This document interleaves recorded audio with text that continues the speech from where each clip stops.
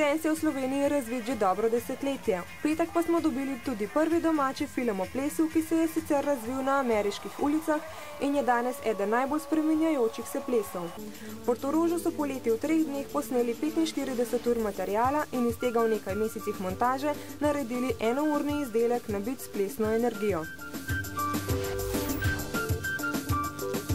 V bistvu smo posneli od samega jutra pa do večera, tako da smo zelo švica, skozi bili svi boji. V bistvu konec koncev že kamorkoli si pogledal, kjerkoli si hodil v Portorožu, povsod si videl boje, ki so plesali, tako da materijale niti ni bilo težko zbrati. Večji problem je bil pol imeti ves ta material pa z tega res narediti nekaj atraktivnega, adrenalinskega, pa tako da ti ena ura res hitro mine. Plesalka je tudi naša nekdanja misica in tokratna povezovalka modne revije, ki je naravnost zaljubljena v hip-hop.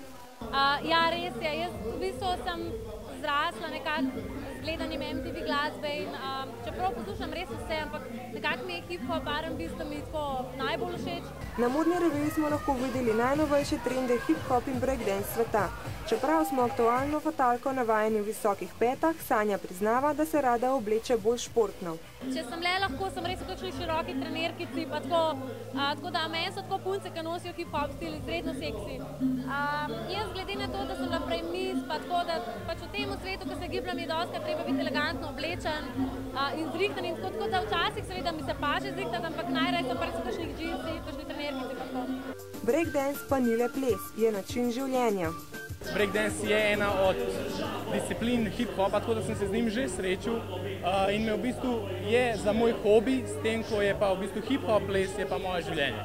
Jaz nikoli nisem živela tega načina življenja, ampak jaz verjamem, da je to čist drugačen svet, druga muzika, obnašanje, drug attitude do vsega, se mi zdi. Meni so ful tako, meni so plesalci ful taki cari, ful so samozavestni in enostaven. Si vedno rada pogledam kakšen, ne vem, breakdance ali pa kakšen ples, hip-hop, pa kitarska, tako da. Režiser Aleš Petrič se je s plesom podrobno srečal šele pri ustvarjanju filma. Ja, v bistvu preden sem začel to montirati, ga nisem toliko poznal, poznal sem ga, vedel sem, da obstaja, kul so mi bili fandi, pa kaj enkrat to res vidiš v živo, pa enostavno te potegne, da bi probal, no, tako da sicer nisem še probal, ampak ko bo cajt, pa enkrat mogoče res bi probal, no. On pa ni edini, ki so ga zasrbele pete. Breakdansa se bo naučil tudi oče režiserja Mitje Okorna.